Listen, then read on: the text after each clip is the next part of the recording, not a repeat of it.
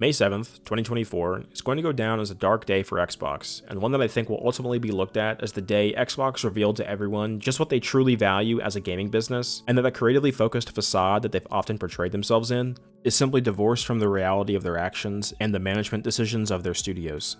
If you like this video, let me know down below with the comment section or with the like or dislike bar, and as always, if you want to see more, don't forget to subscribe.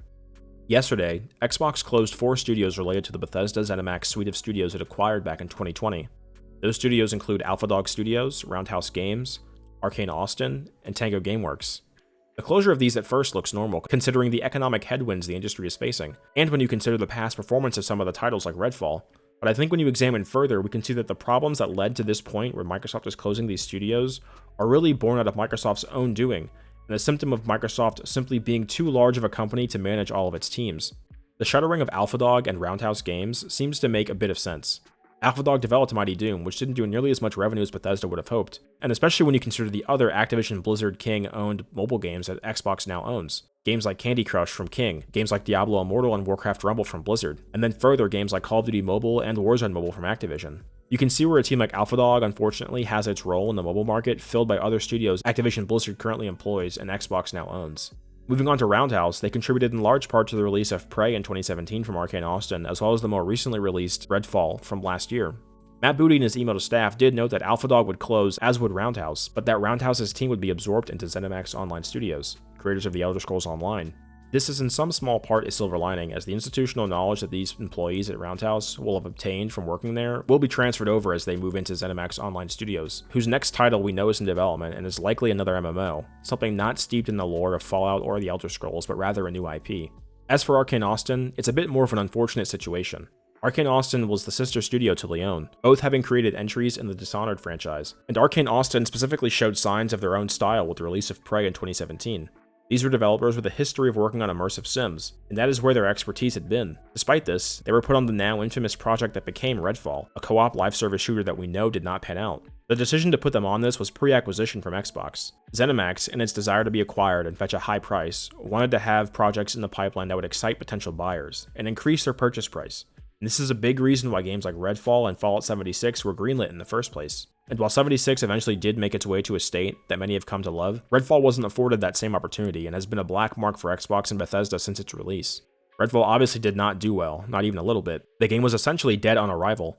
And while we saw major layoffs at Arkane Austin prior to yesterday's closure, as well as staff churn in and out of Arkane Austin during its development, I think there was an argument to be made the layoffs should not have happened in the first place, because Arkane Austin shouldn't have been working on a game like Redfall to begin with. Arkane Austin was filled with talented developers. They just weren't prepared to make the kind of game they were told to make. I think you can look firmly at the management at Bethesda, who put them in that position, and then again at the management at Xbox upon their acquisition of Bethesda and ZeniMax, and didn't do their due diligence in looking to see if Arkane Austin was being best utilized on a project like Redfall, and you can place your blame with them as well.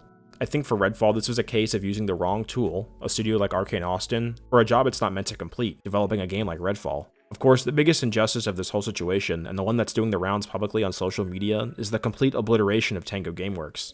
Tango found themselves in a very tough position. Evil Within 1 and 2 did well enough, but didn't really light the world on fire.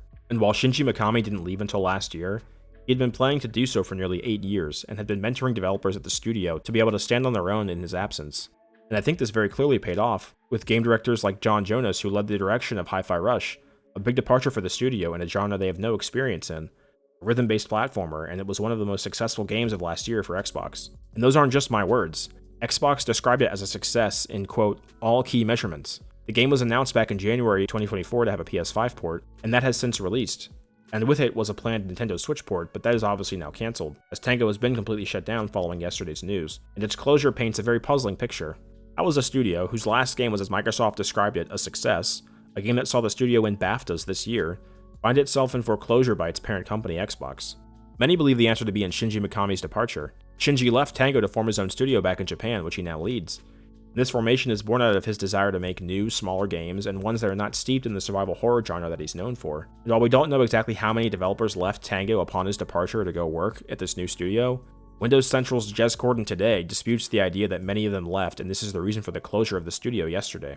So in knowing that enough staff were clearly at Tango Gameworks, and they delivered on a new game, even despite their old director leaving, it begs the question, why are they being closed? And what does this say for the other studios currently under Microsoft's Xbox banner? who may now also be feeling the pressure knowing that successful games are not the metric by which you may secure your studio's future. If anything, I think Microsoft should be looking at the success of a game like Hi-Fi Rush and the studio that made it, despite the departure of their longtime studio head, and use it to foster what could have been a creative powerhouse in Tango Gameworks, delivering on exciting new experiences that have differentiated the Xbox brand. Unfortunately though, creative diversity is something I don't think Microsoft is interested in anymore.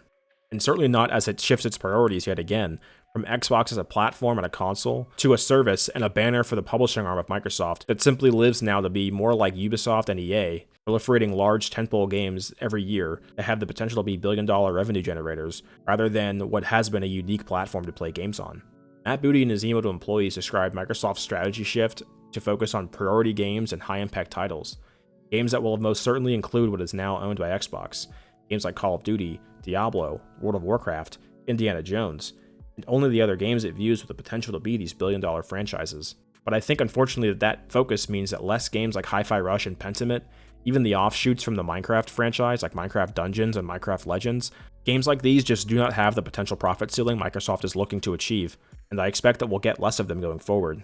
And as mentioned before, for Xbox's other studios, I don't think it ends with these foreclosures, and with games like Hellblade 2 releasing later this month, I don't think it's going to do the numbers Microsoft wants it to. And if I were at Ninja Theory, knowing that a game as successful as Hi-Fi Rush was described to be by Xbox wasn't enough to secure the future of Tango Gameworks, that I wouldn't feel very safe in my position either, even despite what success I may have. The worry for these studios by the industry, though, is largely driven by the business model Microsoft continues to employ with Game Pass. Game Pass forgoes traditional revenue models that rely on consumer choice by essentially removing the choice on a game-by-game basis and rather giving players the choice of a value. Do you as a consumer want the value of our catalog of games at Xbox, something as cheap as $10 or $17 a month, rather than having to pick and choose which games you want to purchase each year at $50 to $70 a piece? And while this may work if you reach a critical mass, I think it's clear Microsoft hasn't hit that critical mass yet, as we know that subscription services in this industry have flatlined their growth trajectories, and that Game Pass is a subscription service in this industry.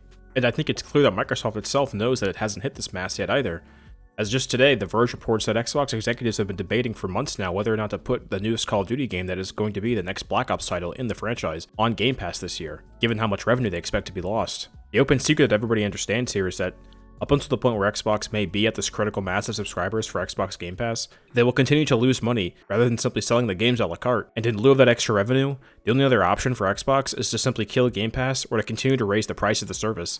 And that's something we're continuing to see as reported by Jason Schreier, where he reports that Xbox executives have been debating another price hike for the service. It's something we already see in the TV industry. Streaming services like Netflix, HBO Max, Apple TV, Disney+.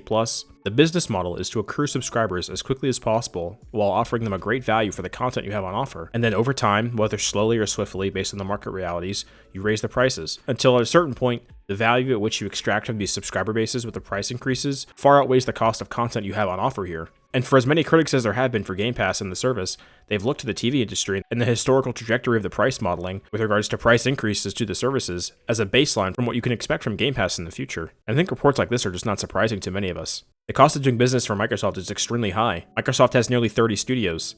That's 30 studios that have to have budgets funded and marketing campaigns funded for the games they release on Game Pass, and that's not cheap. And in lieu of increased Game Pass subscriber numbers and increased revenue from the Game Pass subscriber numbers in, say, the increase in the price of the service to consumers, you only have one other option. And I think that's partly why we've seen the expansion of Microsoft's publishing efforts to other consoles like PlayStation and Switch, and why we're going to see more games from Microsoft Studios go to other platforms.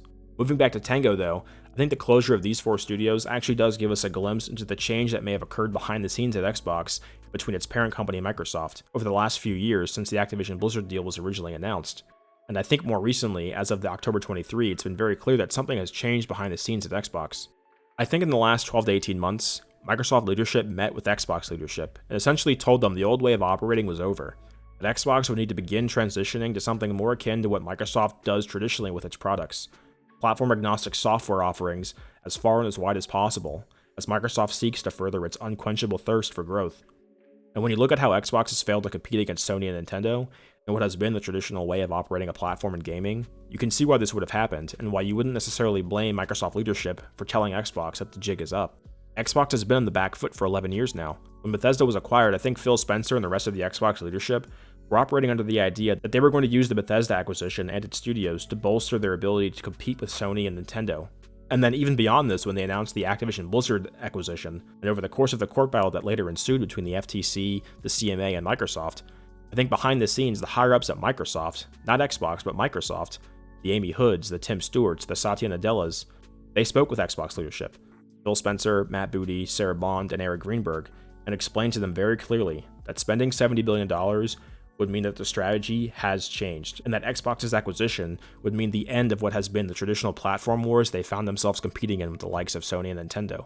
Microsoft would have made itself very clear to Xbox leadership that the potential addressable market for a single platform selling games like they have been in the past is simply not big enough to justify a purchase like this, and that in order for it to be greenlit behind the scenes, that Xbox would be proliferating its software and pushing it as far and as wide as they can across Sony, Nintendo, mobile, PC, and everywhere else.